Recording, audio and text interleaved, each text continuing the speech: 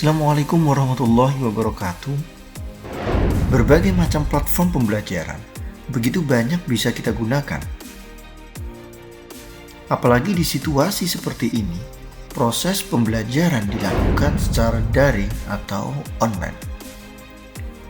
Dari berbagai macam aplikasi yang bisa kita gunakan, semuanya pasti mempunyai sisi positif dan negatif.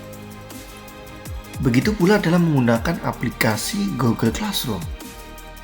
Google Classroom memang akan terasa maksimal jika instansi Bapak Ibu sudah tergabung di Google for Education atau G Suite.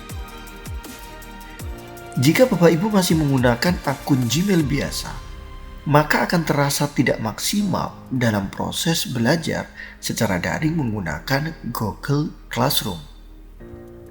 Video saya kali ini akan mencoba sharing kenapa kita harus memilih Google Classroom.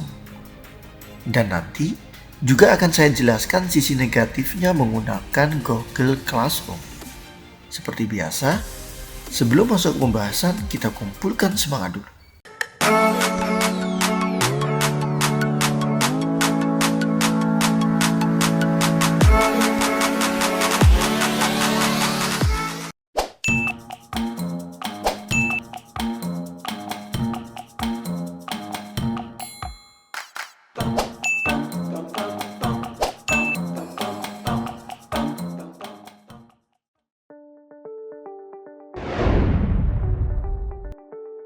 Video saya kali ini tidak bermaksud menggurui, tapi hanya sebatas sharing pengalaman saja dalam menggunakan Google Classroom. Tapi perlu saya tekankan bahwa akun yang saya gunakan sudah G Suite atau Google for Education. Jika saya ditanya kenapa harus menggunakan Google Classroom, maka saya sampaikan.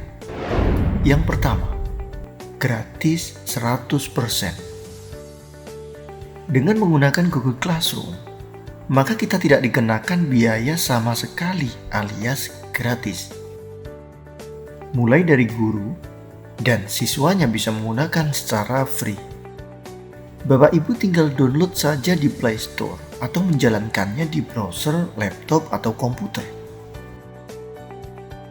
Persyaratannya, hanya pengguna diwajibkan menggunakan akun Google atau Gmail. Yang kedua, tidak perlu maintenance server.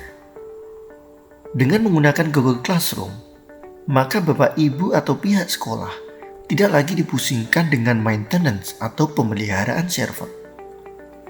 Kestabilan aplikasi Google Classroom juga sudah terjamin. Siapa sih yang meragukan kapasitas atau perform dari server Google?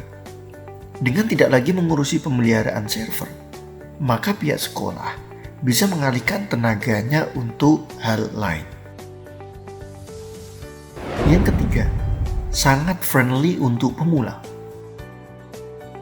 Untuk pemula, memang menjadikan Google Classroom sangat mudah dipelajari. Alur dan fasilitas yang ada di dalamnya mampu mudah dimengerti. Memilih aplikasi itu kan salah satu alasannya adalah mudah dijalankan, sehingga proses PBM daring bisa berjalan secara maksimal. Banyak sekali memang aplikasi daring yang bisa kita gunakan, tapi terkadang tingkat kompleksitas akan menjadikan guru sulit menggunakan. Salah satu contohnya Moodle. Tapi dengan Google Classroom, berdasarkan pengalaman saya, memang mudah difahami untuk para pemula, baik itu guru atau siswa. Yang keempat, mampu dioperasikan di mobile dan komputer. Pemilihan aplikasi daring yang mudah dijalankan di smartphone atau di laptop harus menjadi pertimbangan bagi kita dalam memilih aplikasi daring.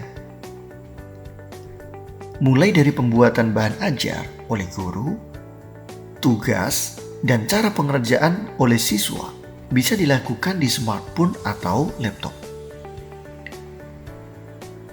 Google Classroom menjawab itu semua. Walau menggunakan smartphone, proses pembuatan bahan ajar, penugasan sampai koreksi hasil kerja siswa menjadi sangat mudah. Begitupun di sisi siswa. Saya yakin Google Classroom menjadi sangat mudah digunakan di smartphone atau laptop. Yang kelima, mudah dalam memberikan materi dan tugas. Seperti yang saya jelaskan sebelumnya, memudahkan Bapak Ibu guru dalam menyiapkan bahan ajar atau memberikan tugas ke siswa harus menjadi pertimbangan pihak sekolah dalam memilih platform daring yang digunakan. Ketika guru sudah susah menjalankannya, maka nantinya pasti akan berimbas ke siswa. Google Classroom menjadi mudah sekali digunakan untuk proses PBM, mulai dari memberikan materi, tugas, koreksi, dan lain-lain. Yang keenam, mudah dalam mengoreksi. Google Classroom menghadirkan sebuah menu penugasan dan cara mengoreksi sampai memberikan nilai ke siswa dengan sangat mudah. Mudah karena bisa dilakukan di smartphone ataupun laptop saat mengoreksi hasil kerja siswa. Apalagi di Google Classroom ada fasilitas rubrik yang bisa Bapak Ibu coba dalam memberikan penugasan ke siswa, dan proses koreksinya juga bisa menggunakan rubrik yang nanti dibuat oleh guru. Ketika penilaiannya sudah menggunakan rubrik, maka nilai yang diberikan akan sangat bersifat objektif. Yang ketujuh, semua file tersimpan di Google Drive. Dengan menggunakan Google Classroom, Bapak Ibu sudah tidak lagi harus dipusingkan dengan penyimpanan file atau dokumen. Karena aplikasi Google Classroom sudah terhubung di Google Drive, maka semua file yang ada di Google Classroom akan tersimpan secara otomatis. Jadi Bapak Ibu tidak lagi takut filenya tercecer atau terhapus. Yang kedelapan, didukung berbagai macam aplikasi Google. Dengan Google Classroom yang dimiliki oleh Google, maka ada banyak sekali aplikasi yang dimiliki oleh Google sudah terhubung dengan Google Classroom. Mulai dari Google Drive, Office 365, Google Form, dan lain-lain. Dengan hadirnya aplikasi yang terkoneksi dengan Google Classroom, maka mempermudah bagi pengguna dalam menggunakannya. Yang kesembilan, tersinkron dengan banyak aplikasi di luar Google. Sifat Google Classroom yang open source code, atau bisa diistilahkan lain bahwa para pengembang aplikasi bisa mendevelop atau mengembangkan aplikasi lain dengan menghubungkan ke Google Classroom. Seperti yang kita ketahui bersama, bahwa banyak sekali aplikasi yang sudah bisa terhubung dengan Google Classroom. Salah satunya Quizzes. Yang ke-10, mudah terhubung dengan Google Meet. Ini menjadi keunggulan yang menurut saya sangat besar manfaatnya. Ketika kita melakukan proses daring, maka komunikasi via Zoom atau Google Meet menjadi hal penting dilakukan. Dengan menggunakan Google Classroom, maka bisa secara otomatis terhubung dengan Google Meet. Tapi syaratnya, memang akun yang digunakan harus yang sudah join ke G Suite atau Google for Education. Jika Bapak Ibu menggunakan akun Gmail biasa, maka penggunaan Google Meet bisa dilakukan terpisah dengan Google Classroom. Setelah kita sharing masalah keunggulan, maka alangkah bijaknya saya juga menyampaikan apa kekurangan di Google Classroom. Karena semua aplikasi yang kita gunakan pasti tidak terlepas dari kelebihan dan kekurangan. Apa sih kekurangan Google Classroom?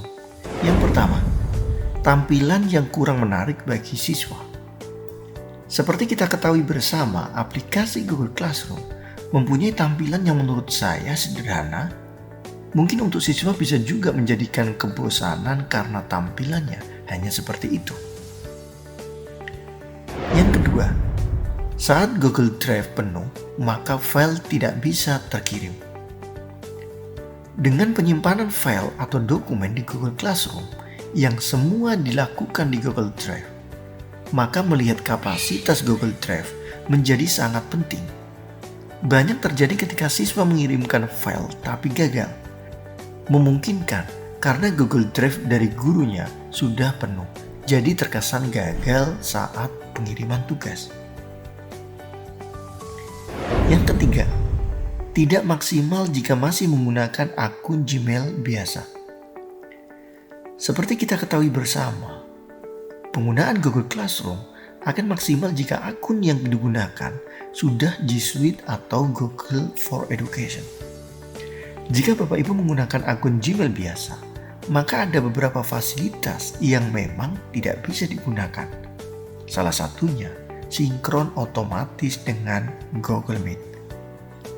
Demikian sharing yang bisa saya sampaikan, semoga bermanfaat bagi Bapak Ibu guru yang sedang melakukan daring atau pembelajaran online menggunakan Google Classroom. Terima kasih.